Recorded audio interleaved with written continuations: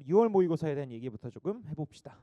기본적으로 나와 프리스타일이 맞지 않는 친구들한테도 줄 수 있는 수업이라고 생각해요. 지금부터 내가 하려는 얘기는 어떤 문제를 처음 보고 내가 그 문제를 풀 때, 공부할 때, 오답할 때, 누군가가 분석해야 된다고 할 때, 기본적으로 화학, 더 나아가서는 탐구 공부를 할 때는 우리는 어쨌든 알고 있는 자료를 가지고 모르는 미지수를 풀어내야 된다라는 거잖아요. 그렇죠? 근데 국어는 내가 미리 알고 있어야 되는 게 필요해요? 국어에 대해서 내가 DNA의 복제 전사 원리를 모르면 절대 못 푸는 문제가 나올 수 있어요? 그게 아니죠. 국어는 시험지에 이 아는 게 다 주어진단 말이야. 그렇죠? 근데 탐구는 어때? 탐구는 양적 관계에 대한 배경 지식 없이 양적 관계를 풀 수 있어요? 탐구는 그렇지가 않죠. 탐구는 아는 것에 대해서 미리 주어진 게 있습니다. 교과서에. 맞죠? 수학도 마찬가지고. 그래서 그걸 나는 뭐라고 부르냐면 그 단원의 본질이라고 부릅니다. 그 단원에서 얘기하고 싶은 본질을 알고 거기다 더해서 내가 시험지에 주어진 것 두 개를 결합한 걸 내가 아는 거라고 부를 거고, 그걸로 내가 모르는 방향으로 나아간다 라는 생각으로 모든 문제를 임해야 된다는 거예요. 이해돼요? 근데 이걸 시간 제거하면 안 되니, 시간 제거하면 절대 저거를 본인이 발견할 수가 없으니까 우리 한번 시간을 안 재고 같이 천천히 풀어본다는 마음으로 한 문제 한 문제 보면서 여기선 내가 뭘 미리 알았어야 되는가, 이 시험지에서는 뭘 알 수 있었는가, 그럼 그걸 가지고 모르는 걸 구하는 방향은 어디였어야 되는가에 대해서 천천히 한번 나가보겠습니다. 1번 같은 경우에는 그래도 여기는 저번 주에 제가 이미 뭐라 해놨죠? 솜사탕은 뜨거우면 녹습니다. 이게 이거야 이거야. 이건 상식이지. 이건 알고 있었어야 되는 거예요. 괜찮죠? 그래서 이런 문제 안 헷갈리게 푸는 방법이 발열 흡열 나오면은 무조건 1번 생각. 연소인가? 를 먼저 생각하세요. 만약에 연소가 맞다면 생각하지 말고 그냥 발열을 체크를 하시고, 연소가 아니라면 그 문제는 킬러 문제예요. 그러니까 차분히 생각하세요. 그때부터. 받아들일 수 있겠죠? 1번은 저 정도만 얘기하고 넘어가고, 2번 평범했고요. 3번도 딱히 할 얘기가 있는 건 아닌데 요 분자 하나만. 이 C5H4는 실제로 자연계에서 불안정한 원소예요. 불안정한 분자예요. 근데 이런 걸 원래 출제를 안 하다가 출제하는 거 보면은 사실 수능에서도 이제 뭐가 나올지 모르는 거죠. 3단원에서 저런 게 나올 가능성은 희박하다만 여러분들이 뭔가 분자를 찍기에 불편한 분자들이 나올 수도 있다는 거예요. 화학식량과 몰이나 양적 관계에서. 그런 걸 조금 더 조심해 주셔야 된다 싶고, 4번 알아서 하셨을 거고, 5번 1페이지까지는 금방 넘어갈게요. 여러분, 증발 속도는 변하지 않는 거 알고 있죠? 증발 속도는 오직 온도에만 의존하기 때문에 계속 일정합니다. 근데 응축 속도가 원래 없다가 점점 빨라지면서 똑같아지면 그때를 동적 평형이라고 하는 거예요. 받아들일 수 있죠? 이거 상식이니까 가지고 계시고, 그러니까 그걸 알고 풀었으면 당연히 5번에 맞췄겠죠. 근데 설사 그걸 몰랐어. 나한테 5개념이 있어서 증발 속도를 이렇게라고 생각하고 있었어. 그럼 5번을 못 풀어? 그렇지는 않아요. 왜냐하면 응축 속도가 증가한다는 건 우리가 다 공감하고 있으니까. 그리고 이것도 질답에 왔던 얘기인데, 동적 평형에서 용기의 부피가 다르다거나 온도를 다르게 했다거나, 그거 누가 더 큰지 누가 더 온도 높은지 여러분들한테 안 물어봅니다. 동적 평형의 교과 안에서는 여러분한테 부피가 다르면 동적 평형에 도달하는 시간이 다르다만 알려줘요. 부피가 크다고 해서 막 더 늦게 도달하고 이런 거 몰라요. 그게 뭐 막 진짜 개좁은 소주병 같이 생긴 표면적 작은 병일지 아니면 넙대대한 접시일지 이런 거 모르잖아.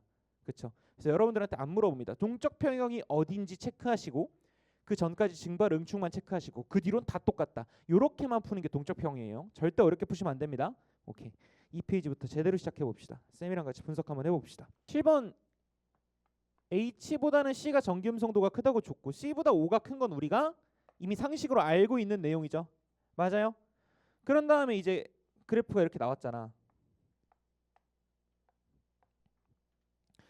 그러면 이 그래프 막대기 3개는 너의 간격, 너의 간격, 너의 간격 말하는 거 아니에요? 그쵸? 그럼 너는 H랑 O인 거 자명하죠? 그럼 여기 X랑 Z니까 둘 다 안 들어가는 Y가 바로 C다도 자명하죠? 여기까지 받아들일 수 있겠어요? 첫 번째 풀이 HO가 이렇게 결합했으면 H2O이다. 그러니까 여기도 2니까 CO2이다. 아, 그럼 너는 CH4이다. 이런 식으로 풀면 되겠죠. 근데 이 단원의 본질에 대해서 교과서에서 제시하는 것보다 조금 더 알고 있다고 해봅시다. 너는 3.5, 너는 2.5, 너는 2.1이라는 걸 외우고 있다고 해봅시다. 그럼 0.4, 1이니까 네가 H랑 C고 네가 C랑 O인 거 바로 알 수 있는 거 아니에요? 전기음성도는 아는 게 유리해요. 근데 이런 건 단원의 본질은 아닌 거지. 왜? 교과 외잖아. 전기음성도를 암기하는 건 여러분 교과 외예요. 암기하면 빨리 풀리는 문제들이 있어서 암기하라고 하는 거지. 받아들일 수 있겠어요? 쌤 전기음성도 값 교과서에 써 있는데요. 그럼 여러분 원자 반지름 또 외워요? 그건 아니잖아. 받아들일 수 있겠죠? 9번으로 넘어가 볼게요. 8번은 얘기할 게 없어서. 사실 9번이 이제 조금 얘기할 건덕지가 있는 문제인데 아쉽게도 자연계가 안 나왔죠. 그래서 동위원소는 저는 수능에는 어쨌든 자연계가 나올 거라고 생각하기는 해요. 교과 성취 기준상 자연계가 아닌 걸 굳이 낼 필요가 없다고 봐서 수능에는 자연계가 나올 건데 그래도 한번 나눠봅시다. 어쨌든 용기의 상황이 있고 자연계의 상황이 있을 때 자연계의 상황은 우리가 어떻게 해야 되는지 너무 자명하게 알고 있어요. 그냥 외워서 풀기로 했잖아. 맞아요? 근데 이런 문제처럼 용기가 나오면 그걸 어떻게 구별할 거냐는 거야. 용기가 나오면 여러분들이 제일 처음 해야 되는 생각은 그 안에 들어있는 놈들이 같은 분자인가 아니면 서로 다른 종류의 분자들이 들어있는가를 확인하셔야 돼요. 만약에 서로 다른 놈들의 분자가 섞여 있어. 막 CO2, CH4, H2 섞여 있어.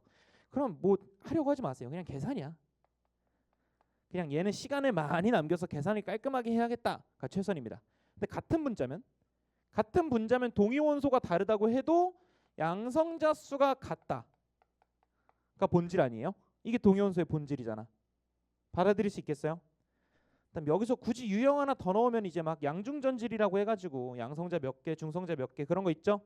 이제 그런 유형까지 있습니다. 이렇게 일단 정리를 할게요. 그럼 봐봐. 이 문제는 기본적으로 용기 문제고 같은 분자에 대한 얘기잖아. 맞아요? 그럼 이 문제가 나한테 본질적으로 얘기하고 싶은 건 뭐야? H2S의 양성자 수는 셋 다 같아요 일 거 아니야. 맞죠? 그러고 나서 조건을 읽으면 전자수 6대5 주는 게 너무 당연한 거야. 왜? 전자수 6대5라는 말이 곧 양성자수 6대5라는 뜻이고 양성자수 6대5라는 말이 곧 뭐라고? 몰수가 6대5라는 뜻이잖아. 받아들일 수 있겠어요? 그러니까 여기까지 생각하는데 전혀 막힘이나 망설임이 없었어야 돼요. 자연스러워야 돼요. 그냥 받아들일 수 있겠죠. 그럼 나 그냥 EX몰, X몰, Y몰 된 거 바로 6몰, 3몰, 2몰 해도 됩니까? 실제로 6몰이야? 그럼 모르는 거죠. 12몰일 수도 있지. 7몰일 수도 있어요. 6대 3대 2라는 게 중요한 거지. 이해돼요? 그리고 그 몰수가 정확히 규정되지 않는다는 것도 이해할 수 있겠어요?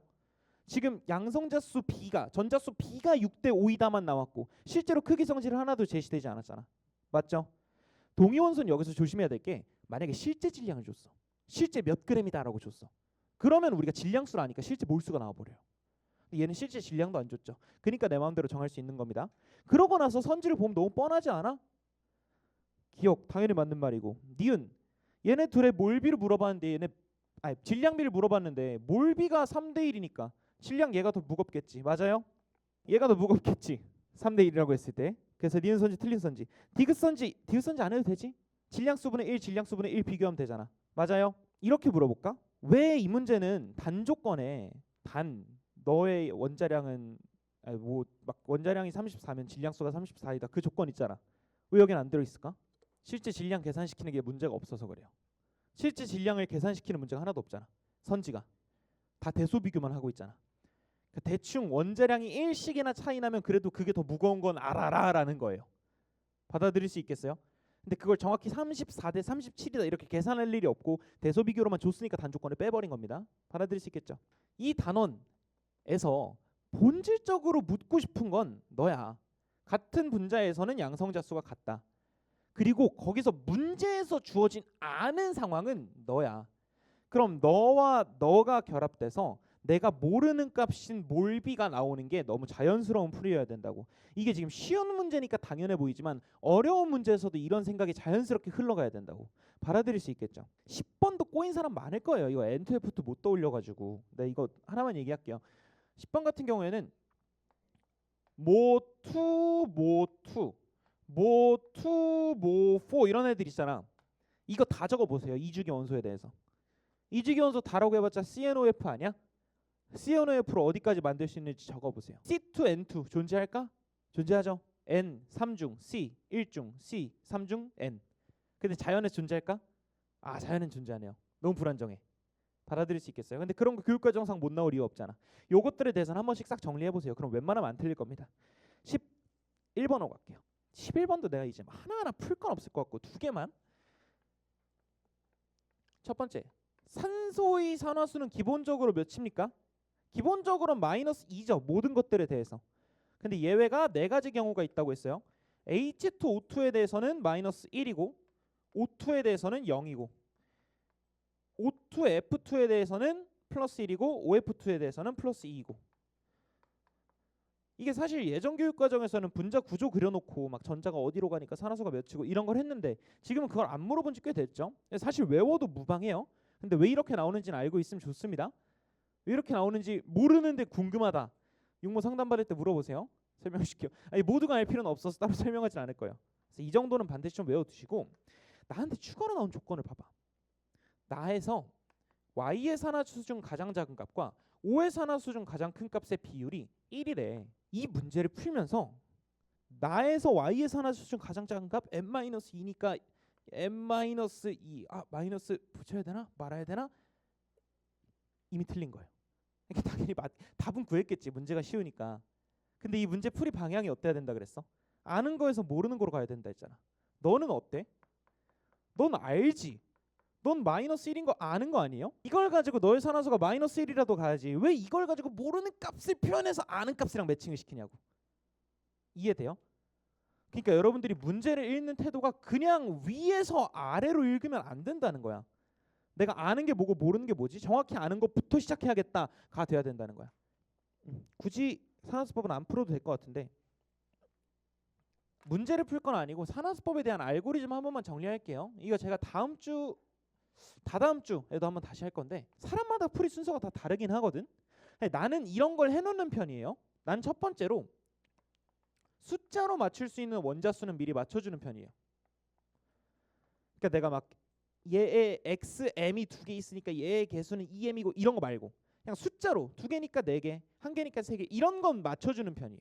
왜냐면 그런 거 맞춰놓고 시작하면 밑에 조건 해석하기가 훨씬 쉬워서. 그 두 번째로는 웬만하면 여러분 조건 먼저 보세요. 추가 조건이 있으니까 풀린다는 거잖아. 추가 조건으로 하여금 나머지 계산을 편하게 해줄 거니까 조건 먼저 보는 게 맞아. 받아들일 수 있겠죠.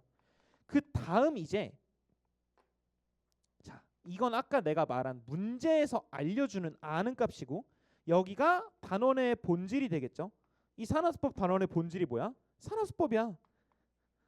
이동한 전자수가 같다라는 산화수법이에요. 근데 이 산화수법이랑 정확하게 동치인 식이 뭐냐? 전하량 보존 법칙이에요. 그러니까 내가 숫자 원자수를 맞췄어. 조건 해석했어. 그런 다음에 너네 둘 중에 골라서 해주면 돼요. 받아들일 수 있겠어? 그럼 언제 이걸 쓰고 언제 이걸 쓰는 게 유리하겠어? 내가 산화수를 조금 용이하게 알 수 있을 때는 당연히 산화수법이 유리하겠죠. 근데 이 문제처럼 산화수가 막 n-2 막 x2om2- 이렇게 돼 있어. 아니 이런 거 산화수 계산하고 싶어? 이런 거 있잖아. 뭐 x2om n-.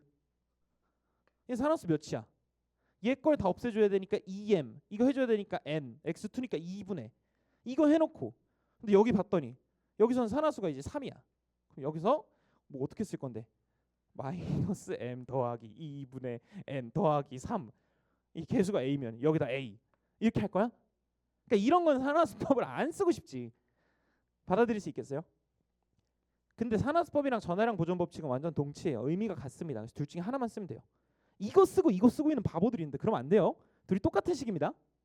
대신 산화수법은 모든 평가원 문제 다 가능할 수밖에 없고 전보법은 불가능한 문제도 있어요.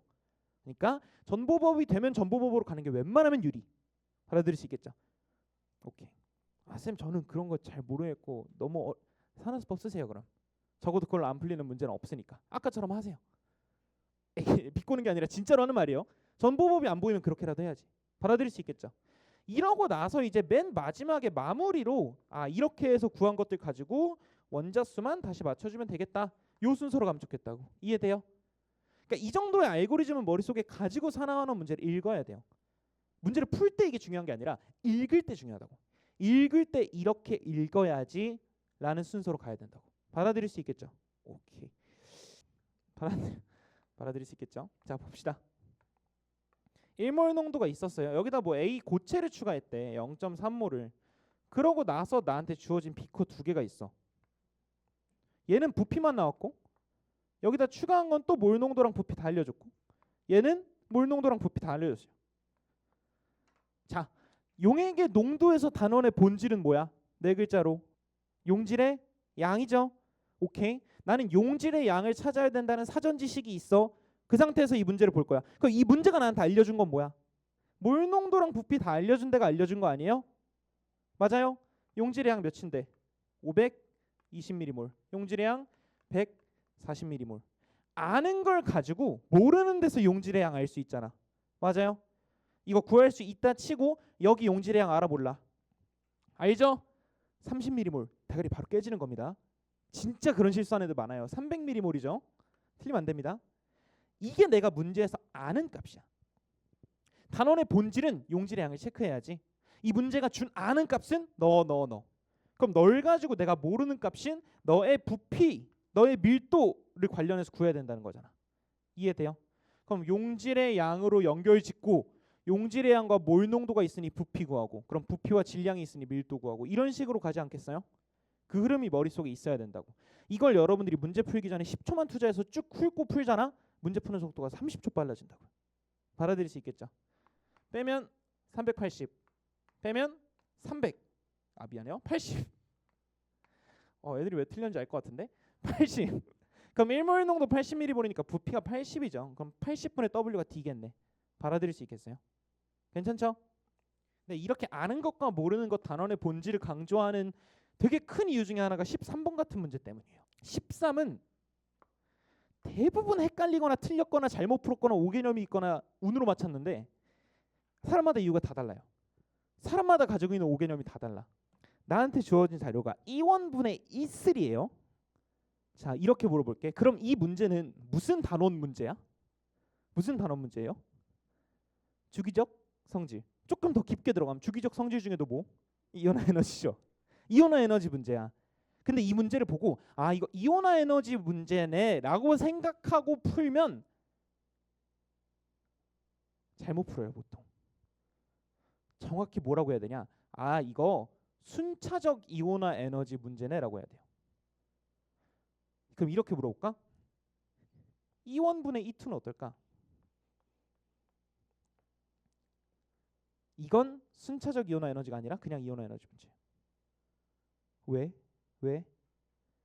교과서에서 어떻게 설명하고 있냐면 이온화 에너지는 1차 이온화 에너지와 2차 이온화 에너지까지의 그래프는 전부 알고 있어야 된다라고 제시가 돼 있어요. 근데 그것들을 일반화해 보니 3차, 4차, 5차 이온화 에너지가 쭉 있더라. 그걸 우리가 순차 이온화 에너지라고 부른다. 이렇게 서술이 돼 있거든요. 순차 이온화 에너지에 대해서 교과서가 우리한테 제시하는 알아야 되는 건 이족 원소는 제3 이온화 에너지가 팍 튄다 밖에 없어요. 그거 말고 우린 제3, 제4, 제5 이온화 에너지의 그래프를 그릴 필요가 없어요. 제1, 제2는 근데 그릴 줄 알아야 된다고. 그래서 제2까지만 제시됐을 때랑 제3도 제시됐을 때랑은 아예 다른 단원 문제인 거예요. 받아들일 수 있겠어요? 이렇게 적어 놓으세요. E1분의 E3가 나왔으니까 이렇게 예시를 들게요. 너의 본질은 그러면 오답하면서 나한테 이런 질문 한 친구들 너무 많아. 쌤 이거 틀려가지고 제가 오답 정리를 했습니다. 분자와 분모를 따로따로 정리하려고요. 분자와 분모를 따로따로 대소를 비교한다. 그래서 분모가 증가하고 분자가 감소하고 비교한다. 아니에요. 왜? 우리는 이놈의 분자의 대소를 비교할 능력이 없어요. 나한테 주어지지 않는 이상 비교할 능력이 없어요. 왜? 단원에서 그걸 묻고 있지 않거든. 너의 본질은 1족, 2족이 튄다예요. 이게 이 단원의 본질이에요. 받아들일 수 있겠어요? 그럼 만약에 평가원이 그걸 의도한 게 맞다면 문제가 저것만 가지고 풀려야 되잖아. 한번 볼까요? 후보군 F, NA, MG, AL이에요. 이거 작년 평가원에 나오고 나서 지스프에 지금까지 3번, 4번 등장했죠. 너무 많이 나오는 후보군입니다. 요즘.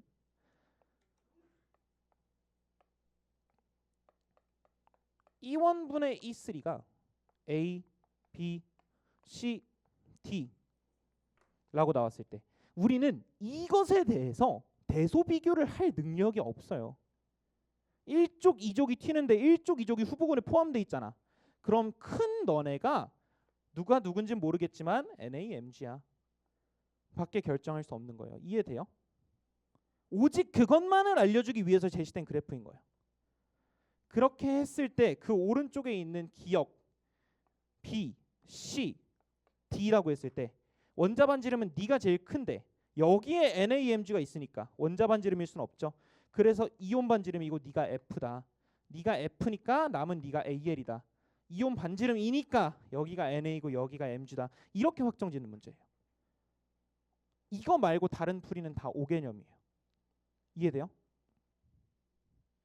아니 선생님 그래프로 풀 수 있는데요. 그래프로 한번 풀어줄게요. 예쁘게 그려봅시다.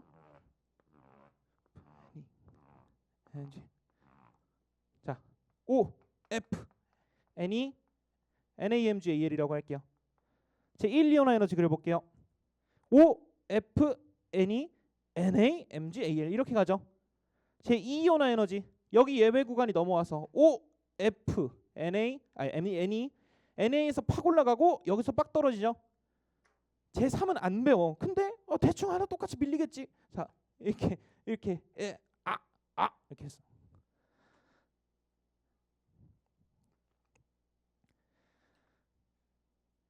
그러면 일단 여기가 많이 차이 나잖아. 그러니까 팍 튀는 게 너다라고 보는 거거든요.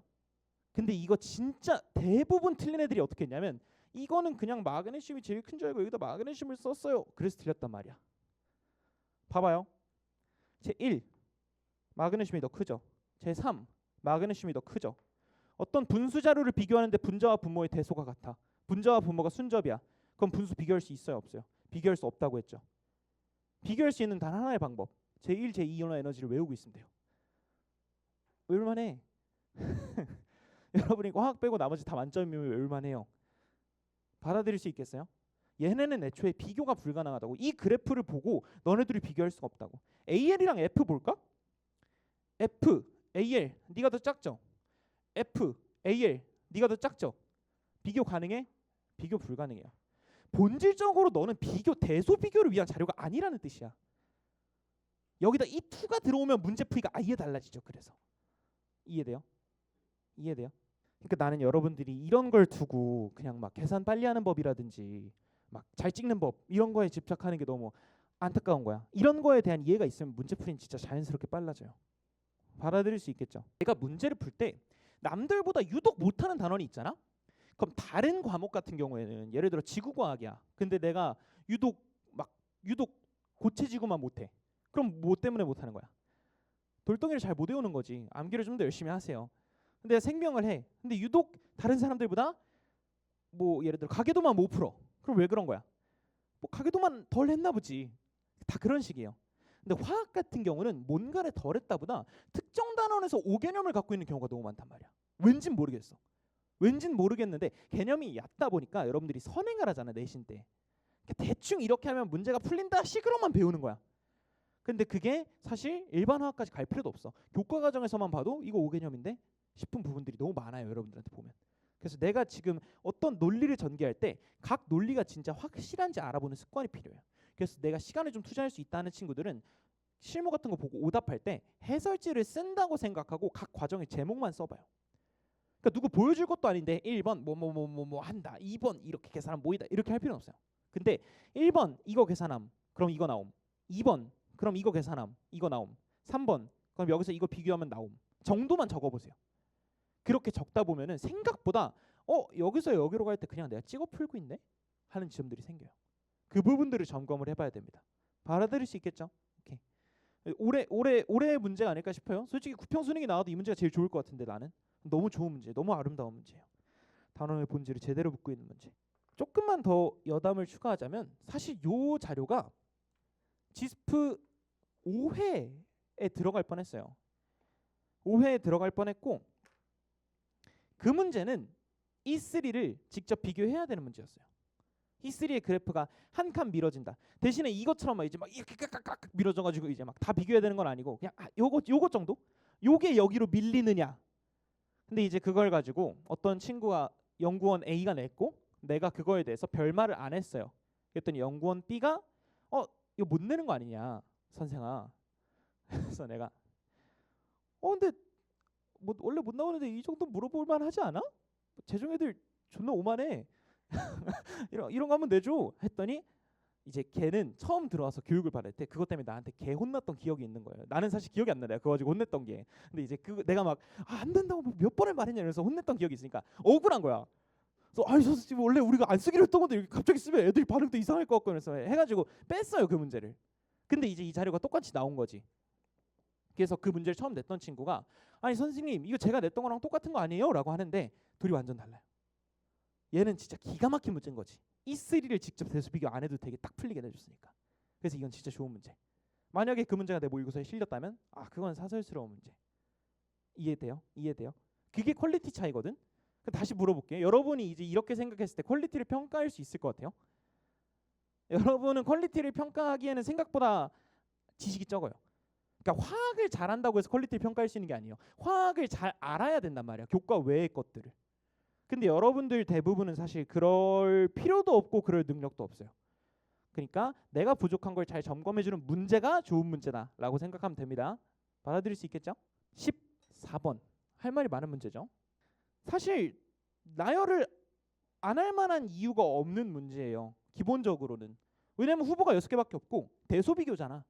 이게 만약에 실제값으로 3분의 1이 다 주어졌으면 다 나열하는 게 아니라 3분의 1, 6분의 2, 9분의 3, 12분의 4 중에 찾아야지. 근데 그게 아니라 대소비교를 줬으니까 나열하면 그냥 쉽게 풀린단 말이에요. 이해되죠? 나열에 대한 풀이는 여러분들이 알아서 할 수 있을 것 같아. 나열을 해보면 그리고 무엇보다 이 말도 안 되는 원소 배치에 대해서 납득을 할 수 있죠. 왜냐면 확신이 있잖아. 이거밖에 없다는.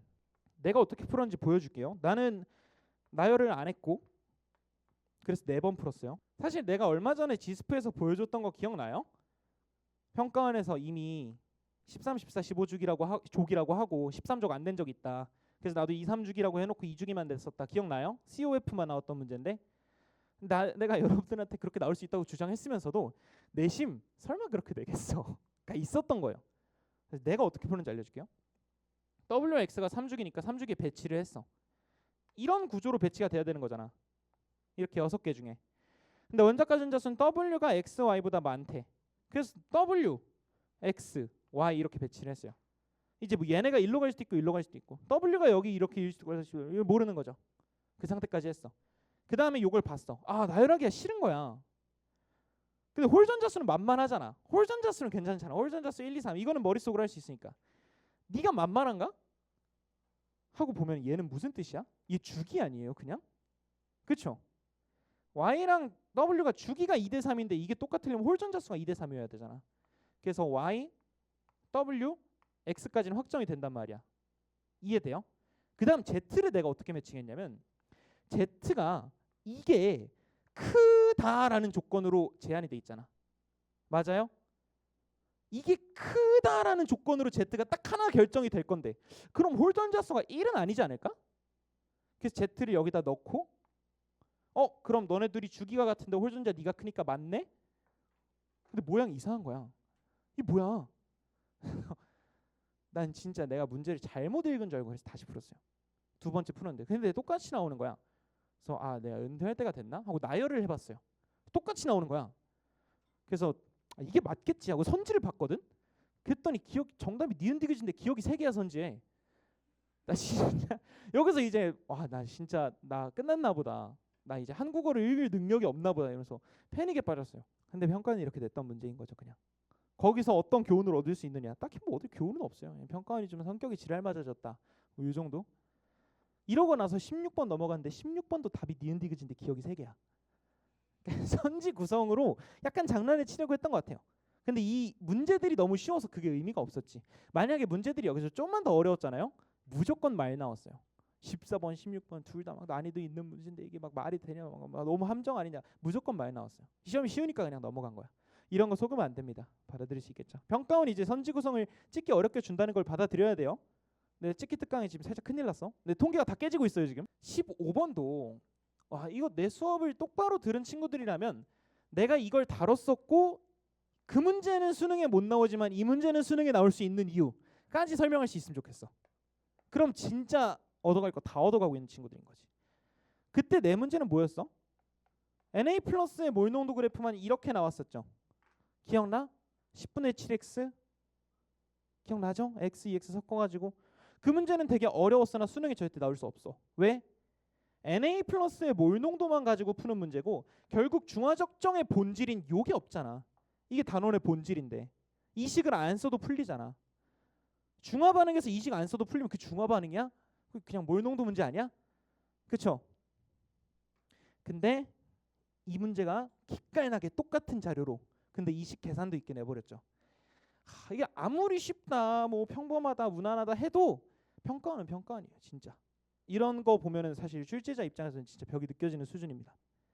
문제 자체가 어렵진 않죠. 제가 벽을 느낀다고 여러분이 벽을 느끼면 안 돼요. 여기서 벽을 느끼면 곤란합니다. 이런 상황이잖아요.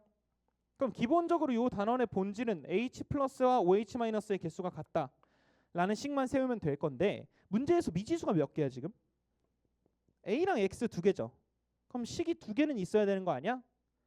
그럼 요 식이 하나 나올 거고 여기서 식이 하나 나오겠죠. 받아들일 수 있겠어요? 왜 여기서 일자로 가는지 알고 있죠? 이런 거 패닉 오면 안 돼요. 이거 일자인 거 보고 막 누가 쌤 여기서 중화 반응이 일어나서 일자인 건가요? Na 플러스는 중화 반응에 참여하지 않아요. 구경꾼 이온이라고 부르는 거예요. 받아들일 수 있겠죠? 그럼 너 식 세우면 이것도 막 복잡하게 막 얼마 들어갔고 이럴 게 아니라 NA가 60개면 OH도 60개겠지. 그럼 내가 지금 미리몰로 계산해 주기로 딱 기준을 세웠으니까 H 플러스 양도 미리몰로 쭉 밀어주면 되겠죠. H 플러스 양은 10ml에 Wg 들어있는데 50ml니까 5W. 그거 100ml 중에 얼마나 따왔대? 40ml 따왔댔으니까 5분의 2. 이건 질량이니까 미리몰로 바꿔주려면 60분의 해서 몰수로 1000 곱해서 미리몰로. 요거 계산 한 줄 해주면 끝나는 거겠죠. 받아들일 수 있겠어요? A는 어떻게 계산해? A몰 NaOH로 지금 이렇게 했다는 거잖아. 첫 번째 풀이 NaH는 A몰 60ml 넣었으니까 60A고요. 그때 전체 부피는 100입니다. 그래서 0.6A가 0.6이니까 A가 1이에요. 그러니까 첫 번째 풀이고 똑같은 계산인데 난 이렇게 풀었어요. Na 입장에서는 희석되는 거잖아. 60ml짜리가 100짜리로 희석되는 거니까 10분의 6으로 희석된 게 0.6이다. 그래서 A는 1이다. 난 이렇게 풀었어요. 나 뭐 한 건지 이해돼요? 어차피 Na 입장에서는 희석이 된 거잖아요. 물이 들어왔든 뭐 산이 들어왔든 관심 없이 NaOH 60ml에다가 뭔가 40ml 희석해 준 거잖아. 그럼 몰 농도가 10분의 6이 됐겠지. 그게 0.6이니까 A가 1이라고. 받아들일 수 있겠죠? 이런 쉬운 문제에서는 이렇게 푸나 저렇게 푸나 똑같거든. 근데 좀 더 어려운 문제로 가면 이쪽 풀이가 훨씬 유리합니다. 반드시 쓸 수 있어야 돼요. 받아들일 수 있겠죠? 오케이. 16번 봅시다. 16번 같은 문제가 이제 좀 쎄한 문제들. 금속 반응의 본질은 뭐예요? 금속 반응에서 내가 해석해야 되는 자료는 양이온의 몰비 얼마나 넣어줬는가, 금속의 양 이런 거였지. 그럼 그런 거 말고 금속 반응에서 단원의 본질은 뭐야? 내가 미리 알고 있어야 되는 내용은 뭐야? 금속을 넣으면 전하량이 보존된다 뭐 이 정도? 그리고 똑바로 상황인지를 할 것 정도만 알면 됩니다. 우리 상황인지 세 가지 뭐야? 기본적으로 누가 반응하냐, 누가와 누가 반응하느냐, 누구와 누가 반응을 일으키느냐, 그리고 누가 다 반응하느냐, 한계 반응물이 누구냐. 그놈들을 넣어준 양이 얼마만큼이냐. 이렇게 세 가지에 대해서만 인지를 똑바로 하면 된다 했죠. 이렇게 써놓고 C 금속을 넣어준 순간 내가 볼 수 있는 반응은 요 반응이랑 이 반응밖에 없어요. 이거 말고 다른 걸 고려하면 안 돼. 생각보다 많은 친구들이 여기서 이제 막 A가 줄어들면 A랑 B랑 반응해서 그런 거 고려하면 안 돼요. 이온이 있는 데다 금속을 넣어주면 이제 그 금속과 다른 이온의 반응만 있을 수 있는 거야. 이해할 수 있겠어요? 아 쌤 근데 얘랑 얘가 반응하면 A 금속이 생기는데 걔가 B 이온이랑 반응할 수도 안 나옵니다. 그렇게 안 나와요. 그럼 내가 지금 인지하고 있는 상황은 너와 너 반응 너와 너 반응이야. 그랬더니 여기도 양이온이 두 종류 양이온이 두 종류래. 거기에 누가 있는지 쓸 때 헷갈리니까 무조건 있어야 되는 놈부터 쓰세요. 이것도 행동 강령이야. C금속이 반응했으면 C 이온은 있잖아. 그냥 이걸 일단 적어요. 아, 쌤 당연한 거 아니야? 여러분을 믿지 말고 그냥 적어요. 생각보다 말했잖아요, 여러분. 수능장 가면 IQ 40씩 낮아진다니까. 그냥 적으세요. 그러고 나서 이제 남은 어떤 양이온이 있다는 거잖아. A인지 B인지는 모르겠지만. 그럼 상황 이해가 되는 거지. 둘 중에 한 놈이랑 다 반응하고 나머지 한 마리가 지금 조금 남은 상태구나. 그럼 반응 끝나고 얘랑도 조금 반응했을 수도 있는 거고, 너랑만 반응해서 널 다 없앨 수도 있는 거고. 근데 둘 중에 한 마리는 반드시 다 없앴어야 된다는 거지. 이해돼요? 그러고 나서 요 상황을 보면 같은 종류의 양이온인데 C가 더 들어갔잖아. 그럼 분명 C가 차지하는 비율이 커지긴 해야 되는 거 아니에요? 근데 1대1, 1대2, 1대2니까 여기선 네가 C, 여기선 네가 C일 수밖에 없는 거 이해돼요? 여기선 네가 C, 여기선 네가 C일 수밖에 없는 거 이해돼요? 전체가 뭐 어떻게 변했고 C가 1대2고, 아니 그런 게 중요한 게 아니라 똑같은 양이온들에 대해서 C금속을 더 넣어줬으니까 C 양이온이 반응해서 차지하는 비율이 높아져야 된다고. 그렇게 써놓고 보니 아 NN이라 NEN이네로 가야 맞는 풀이에요. 이걸 은근히 운으로 맞춘 친구들이 뭐냐면 쌤 C의 양이 1대2니까 1대2 아니야, 그건 우연이에요. 이걸 매칭하고 나서 1대1을 넣어주는 거지. 1대2라서 C인 게 아닙니다. 절대. 전체 양이 똑같은지 어떻게 알아? 받아들일 수 있겠어요? N, EN을 넣어놓고 보니 아 그러면 1대2니까 여기도 EN이고 여기가 N이구나 라는 게 나중에 보이는 겁니다. 이해돼요? 여기까지도. 그리고 A, B는 안 나오는 게 맞아요.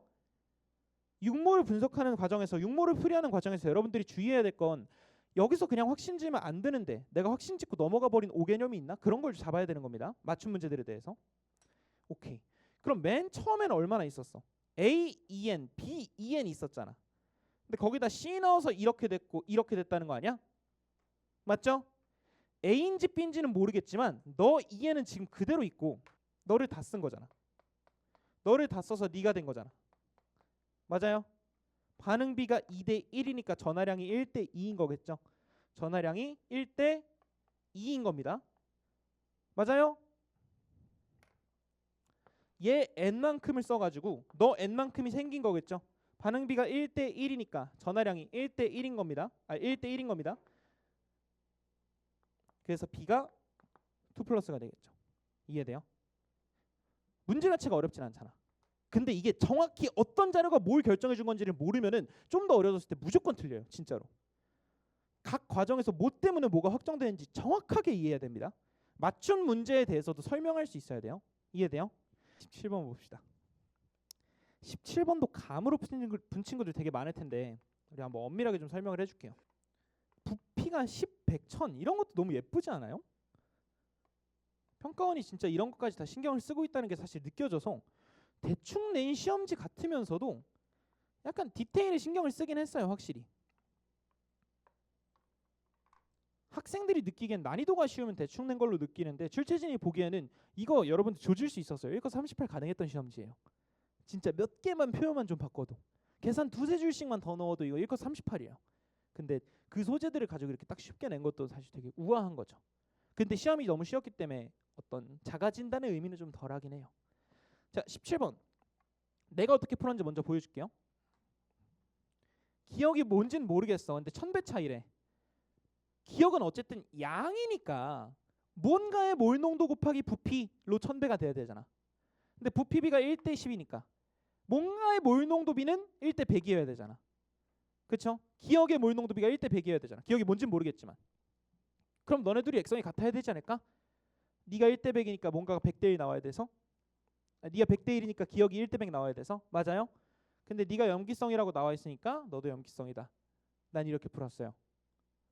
조금 더 엄밀하게 이걸 써가면서 푼다고 하면 똑같은 논리긴 하다만 기억의 몰 농도를 정확히 적어주면 10분의 1대 100분의 1000? 그럼 1대 100이잖아요. 자, 기억의 몰 농도가 100대 1이라고 하자. 그러면 네가 H인지 OH인지는 모르겠어요. 그럼 기억 말고 나머지 하나를 니은이라 할게. 너는 무조건 100대 1이어야 되잖아. 몰 농도가. 왜냐면 곱하면 똑같아야 되니까. 맞아요? 근데 여기에 마침 100대 1인 놈이 있으니까 아 네가 너구나. 그래서 액성이 같구나로 간 거예요.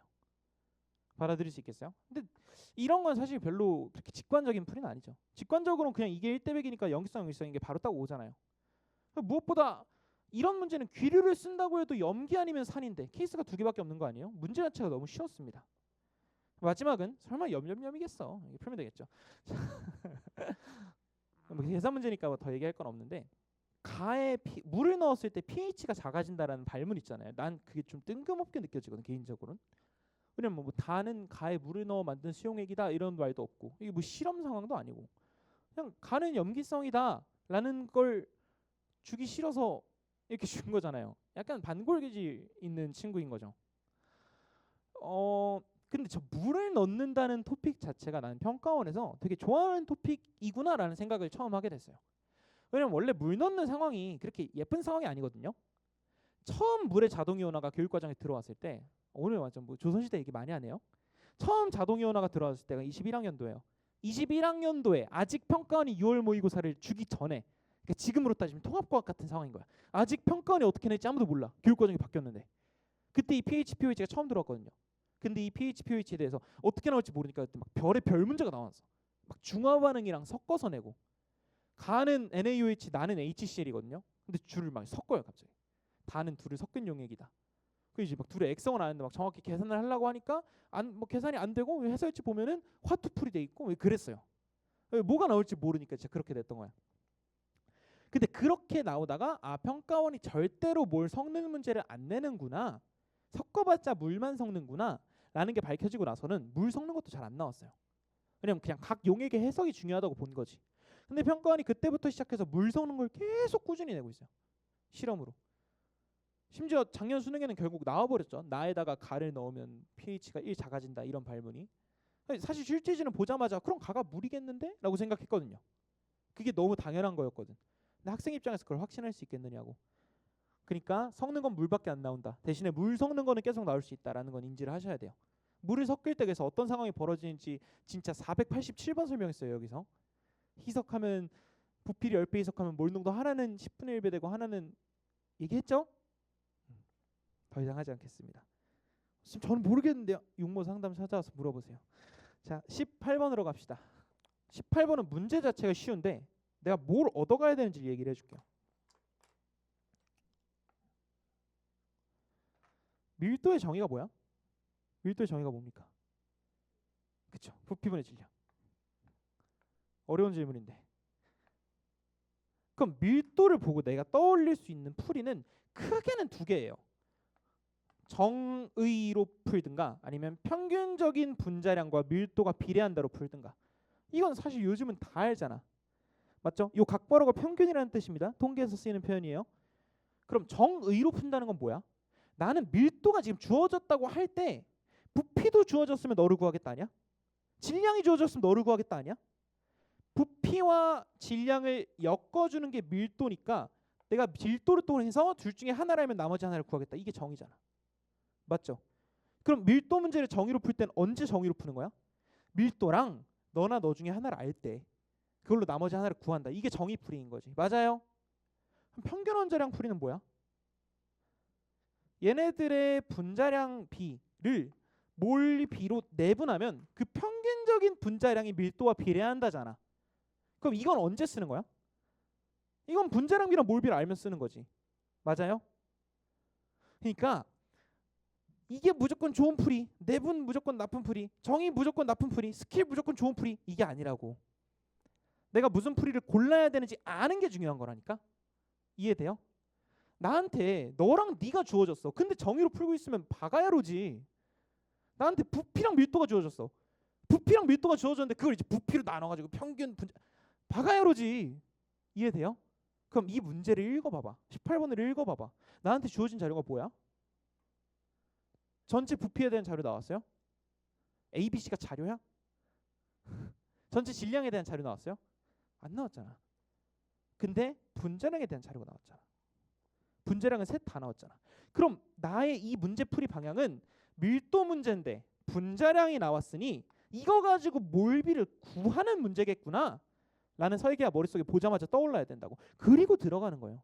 그럼 이 문제에서 내분 쓰는 게 어렵지 않다고. 받아들일 수 있겠어요? 여기서는 분자량 그냥 바로 할게요. 너의 분자량 26. 여기서는 분자량 16이랑 42짜리잖아. 맞아요? 근데 분자량 y가 더 크댔으니까 분자량 42짜리랑 16짜리. 네가 A몰, B몰, C몰이다. 맞죠? 그럼 분자량이 평균적으로 26이 나와야 되니까 몇 대 몇이야? 10대 16이죠. 그럼 10대 16으로 너에 더 가까워야 되니까 네가 8몰, 5몰이겠죠. 맞아요? 그냥 나 이렇게 써도 됩니까? 상관없겠죠. 크기 성질 제시 안 됐잖아. 얘네들의 B만 찾아주면 되잖아. 그러고 나서 원자수 계산해주면 원자수 계산할 수 있잖아. 바로 너무 어려워요?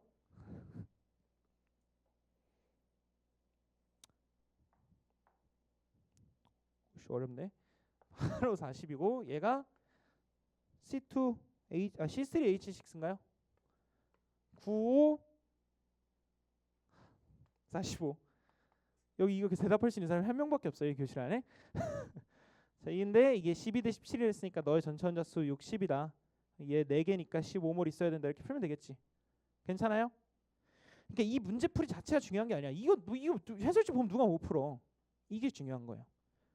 19번은 2번, 3번, 4번 고른 친구들은 이 문제 못 푼 운명이었던 거고 1번 골라서 틀린 친구들이 아마 대부분일 거예요. 틀린 친구들은.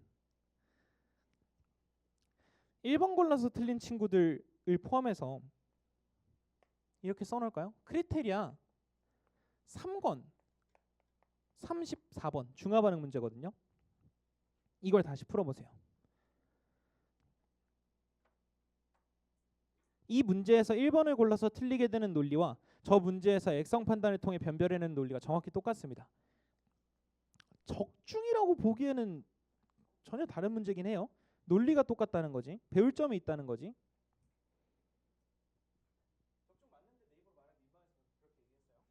네, 말했잖아. 적중이라는 표현을 싫어한다. 뭐 좀 오글거리잖아요. 운이 좋았던데. 네, 운이 좀 좋았어요. 비슷한 문제입니다. 가서 다시 풀어보세요.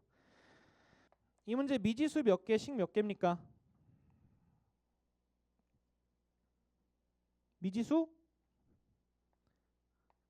이거 아마 사람마다 대답 다 다를 텐데. 미지수 한 개 다 손. 두 개 다 손. 세 개 다 손. 네 개 다 손. 나는 확신이 없어도 되니까 모르면 찍어요. 다시. 미지수가 한 개는 없을 것 같고 미지수 두 개 다 손. 이 문제를 보고 그래도 내가 바로 판단을 했을 때 미지수가 두 개 다 손. 세 개 다 손. 어떻게 세 개? A, B, C 똑같아요? 세 개죠? 똑같아요? 나는 A, B, C 아닌데 세 개 다 손. 몇 개? 세 개인데 A, B, C. A, B, C가 아닌 것 같은데 그래도 세 개인 것 같다. 오케이. 두 개입니다. 이 문제의 미지수 어떻게 두 개냐면 A 대 B랑 B 대 C 이렇게 두 개예요. 왜냐면은 지금 실제 몰 농도나 실제 양이 하나도 안 주어졌잖아. 맞아요? 그럼 나 실제 몰 농도를 구할 필요가 없는 문제야. 그럼 A 대 B 대 C만 구하면 되는데 연비니까 미지수 두 개짜리인 거지. 이해돼요? 근데 그거 말고 나머지는 내가 구할 게 없어. 부피도 다 나와 있거든.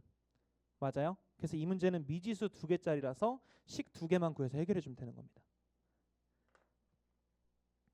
이게 보이면 좋겠어요. 근데 이 문제는 이걸 따져봐도 메리트가 크진 않아요. 이게 어떤 유형의 문제냐면 2021학년도 수능 21120 하고도 비슷한 유형의 문제인데 그거 무슨 문제인지 기억나는 친구들 있으려나? 이온의 몰 농도 WXYZ EA, EA, EA, EAA, B 0.2 이렇게 푸는 문제 기억날라나? 기억났으면 좋겠는데 나중에 한번 다시 보게 될 거예요. 그런 식으로 이온의 몰 농도라든지 이온의 몰비를 쫙 나열해 놓은 문제들은 미지수 개수, 식개수 세는 게 의미가 없어요. 왜냐면 식개수가 너무 많거든. 이 문제 식 몇 개야? 0, 0, 2n 대 n, 2n 대 n, 2n 대 3n 5개예요. 풀고 싶어? 그러니까 이게 연립방정식을 세운다는 메리트가 적어요. 그래서 이런 유형에서는 원래 미지수 개수, 식개수 세는 게 유리하진 않습니다. 그건 알아두시고. 근데 미지수 개수 정도는 정확하게 파악하면 좋아요. 받아들일 수 있겠죠. 풀이 자체는 쉽잖아. 풀이 자체는 내가 그냥 빠르게 좀 보여줄게요.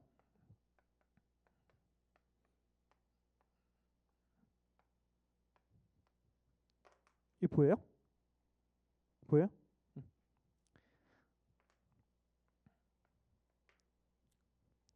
이온을 매칭하는 건 쉽죠. 2대1이니까 그냥 NA 2대1이다 라고 하면 살짝 어폐가 있죠. 네가 2대1로 들어갔는데 H도 2대1로 들어갔으면 네가 OH-일 수도 있는 거잖아. 그것만으로 확정이 되는 건 아닙니다. 맞죠? 여기서 여기 있다 없는 거 하나는 A고 하나는 R자 이온일 거 아니야. 그럼 너는 R자 이온이 아니어야 되네. 공존하고 있으니까. R자 이온 아니면 A, B, NA 중에 하나인데 여기도 있으려면 NA밖에 안 되네 로 확정이 되는 겁니다. 그럼 네가 1 플러스니까 전하량 보존 법칙을 맞춰주기 위해서 네가 H 플러스 네가 A 마이너스다 까지 될 거 아니야. 맞아요? 그럼 음이온의 양이 4대1이래. 근데 음이온의 양이 너잖아. 계산하기 싫으니까 n에 4 넣어주면 되는 거 아니야? 그럼 12, 4, 8 12, 8, 4 이렇게 되겠지. 이해돼요? 음이온의 양이 4대1이랬는데 여기서 10이니까 여기선 음이온의 양이 3개여야 되죠. 음이온이라고 해봤자 지금 너 아니면 너잖아. 맞나요? 음이온의 양이 3개니까 3. 그러면 얘가 H 플러스가 남으니까 염기성이라 너 없음. 맞네. 이러고 고르면 1번 나옵니다. 뭐가 문제야? H 플러스의 양이 0이 아니죠. 너의 액성은 기본적으로 염기성 아니면 중성이란 말이야. 그걸 전제를 해놓고 풀었어야 된다는 거지. 그 상황에서 음이온수 3개 어떻게 만들어? 여기서 2가 들어간 만큼 빼주면 되니까 1이 들어가는 게 맞겠죠. 4에서 1 빼서 3. 내가 방금 뭐 한 건지 우리 구구단처럼 하는 거 받아들일 수 있죠? 중화반응 나 이제 쓱 지나갑니다. 그냥 이렇게 하고 이렇게 해서 풀면은 정답이 맞게 나와요. 거의 이 문제에서 마지막에 구하는 값을 구할 때 B분의 C는 10분의 1 대 10분의 4니까 4인가요? 곱하기 모든 이온의 몰 농도를 물어봤잖아. 나에서와 가에서. 나에서는 20분의, 가에서는 40분의. 모든 이온의 몰 농도 어떻게 해? 이거 여기서 새로 계산하지 말고 써진 거 좀 활용합시다. 여기서 아까 4라 그랬잖아. 너 3이라며. 그럼 나에서는 그냥 7이다. 여기서는 합쳐서 몇이야? 24잖아. 24이다. 그냥 이러고 끝내야 되는 거지. 받아들일 수 있겠어요? 괜찮아요? 근데 이렇게 풀면 아까처럼 실수가 날 여지가 있잖아. 내가 시험장에서 어떻게 풀었는지 한 번만 보여줄게요. 나는 약간 시험을 여기까지 봤을 때 너무 시간이 많이 남은 거야. 기교를 좀 부려보고 싶었어요. 그래서 어떻게 풀었냐면 딱 여기까지 풀었을 때거든요. 8, 4까지 쓰고 나서 물어보는 값을 봤어. 그랬더니 몰농도 합을 구하랬는데 부피라니까 이온 수비만 구하면 되는 구조잖아요. 문제가. 근데 내가 공교롭게도 여기에 이온수님이 표현을 한 거야. 24분의 40이라고. 그럼 내가 여기에 이온수만 표현할 수 있으면 되잖아. 양이온은 너 아니면 넌데 H는 없대. 너는 4개래. 양이온 4개. 음이온은 4대1이니까 3개래. 음이온 3개. 전체 부피는 20. 이러면 뒤에 분수가 이미 나오게 되지. 그럼 이제 나중에 B분의 C만 구하면 되는 거잖아요. 그렇죠? 근데 B분의 C를 구하는 과정에서 어쩔 수 없이 아까 그 논리를 써야 돼서 평가원이 어쩔 수 없이 이걸 물어봄으로써 이런 야매풀이가 안 되도록 막아놓긴 했습니다. 받아들일 수 있겠어요? 난 이것도 이렇게 풀긴 했어요. 분수에 7 있길래 7만 찾으면 되잖아. 7 봤더니 2번, 5번이야. 헷갈리잖아. 그래서 B분의 C의 범위를 잡은 거야. H가 0이니까. H가 0이려면 네가 이제 4보다 2보다 작아야 되니까 그러면은 B분의 C가 뭐 이렇게 해가지고 풀었어요. 네가 2보다 커야 되는데 이 분수에 7 나오려면 4밖에 안 돼가지고.